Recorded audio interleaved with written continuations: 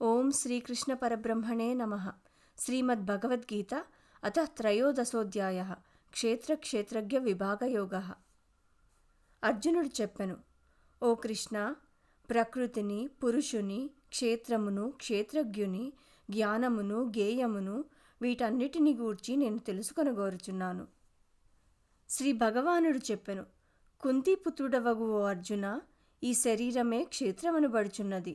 దీనిని తెలుసుకొన్నవాడు క్షేత్రజ్ఞుడని క్షేత్రజ్ఞులను నెరిగినవారు చెప్పుదురు. అర్జున, సమస్త క్షేత్రములందును నన్ను క్షేత్రజ్ఞునిగా కూడా నెరుగుము. క్షేత్రజ్ఞులను గూర్చిన జ్ఞానమేది కలదో అది ఏ వాస్తవమగు జ్ఞానమని నా అభిప్రాయము. ఆ క్షేత్రమేదియో, ఎటువంటిదో, ఎట్టి వికారములు కలదో, దేని నుండి ఏ రీతిగా నుత్పన్నమైనదో, ఆ క్షేత్రజ్ఞుడును ఎవడో, ఎట్టి ప్రభావము కలవాడో, ఆ విషయములన్నిటినీ సంక్షేపముగా నా వలన వినుము. ఋషులచే అనేక ప్రకారములుగా నానా విధములైన వేదముల ద్వారా వేరువేరుగా ప్రతిపాదింపబడినది మరియు హేతువులతో కూడి బాగుగా నిశ్చయింపబడినట్టి బ్రహ్మసూత్ర వాక్యముల చేత కూడా నయ్యది చెప్పబడి ఉన్నది. పంచమహాభూతములు, అహంకారము, బుద్ధి, మూల ప్రకృతి, 11 ఇంద్రియములు, 5 ఇంద్రియ విషయములు, కోరిక, ద్వేషము, సుఖము, దుఃఖము, దేహేంద్రియాదుల సముదాయము, తెలివి, ధైర్యము అను వీని సముదాయమై వికారసహితమైనట్టి క్షేత్రము సంక్షేపముగా చెప్పబడినది. తన్ను తాను పొగడుకొనుకొండుట, డంబము లేకుండుట, పరప్రాణులను బాధింపకుండుట, ఓర్పు కలిగియుండుట, రుజుత్వము కలిగియుండుట, సన్మార్గమున స్థిరముగా నిలబడుట, మనస్సును బాగుగా నిగ్రహించుట, ఇంద్రియ విషయములకు శబ్దస్పర్శాదులందు విరక్తి కలిగియుండుట, అహంకారము లేకుండుట, పుట్టుక, చావు, ముసలితనము, రోగము అను వాని వలన కలుగు దుఃఖమును, దోషమును మాటిమాటికి స్మరించుట, సంతానము, భార్య, ఇల్లు మున్నగు వానియందు ఆసక్తి లేకుండుట మరియు వానియందు తగులము లేకుండుట, ఇష్ట అనిష్టములు సంప్రాప్తించినప్పుడెల్లప్పుడూ సమబుద్ధి కలిగియుండుట, భగవంతుని యందు అనన్యమైన భక్తి కలిగియుండుట, ఏకాంత ప్రదేశమును ఆశ్రయించుట, జన సమూహమునందు ప్రీతి లేకుండుట, ఆధ్యాత్మ జ్ఞానము నిరంతరము కలిగియుండుట, తత్వజ్ఞానము యొక్క గొప్ప ప్రయోజనమును తెలుసుకొనుట అనునిది అంతయు జ్ఞానమని చెప్పబడును. దీనికి వ్యతిరేకమైనది అజ్ఞానము.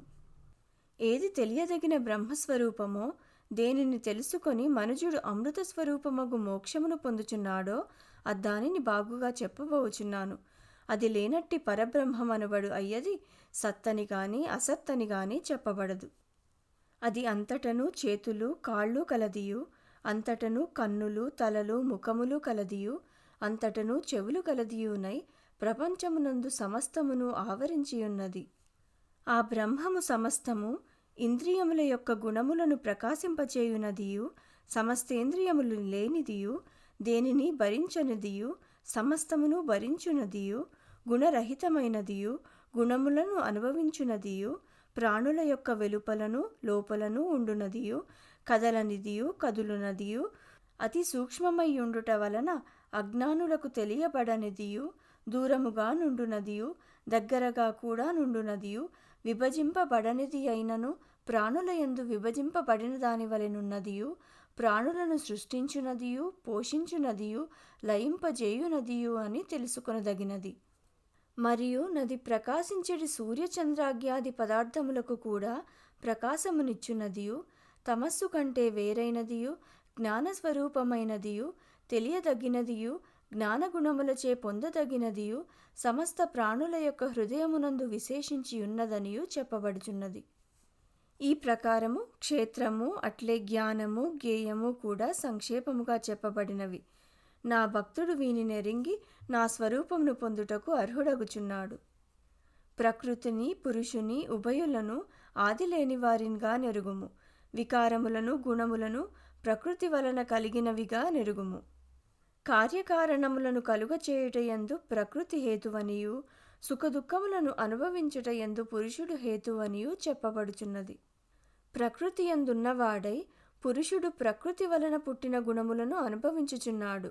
ఆయా గుణములతో కూడికయే ఈ జీవునకు ఉత్తమ నికృష్ట జన్మమునెత్తుటయందు హేతువయున్నది.